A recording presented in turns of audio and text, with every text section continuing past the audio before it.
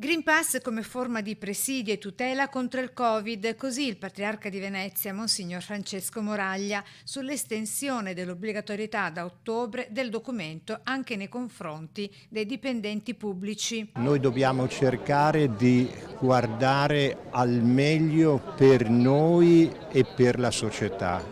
Quindi ci sono delle forme dei presidi che possono essere di aiuto per tutti e non dimentichiamo, anche se qualcuno può sentirsi forte, ci sono delle persone fragili, deboli, perché le stagioni della vita sono fatte anche dall'anzianità, sono fatte anche dalla malattia. Green Pass che significa in una parola una cosa sola, vaccino. Dalla prossima settimana ripartirà anche in Veneto uno tra i motori trainanti del mondo della ricerca e dello studio, la scuola. E da qui si riapre un'altra tematica più attuale che mai. Si potranno prendere i mezzi di trasporto pubblici in totale sicurezza? La risposta è quella della modalità di una rappresentazione di un mondo che è già cambiato. Credo che sia una forma di tutela per la città, per la cittadinanza, per il bene comune.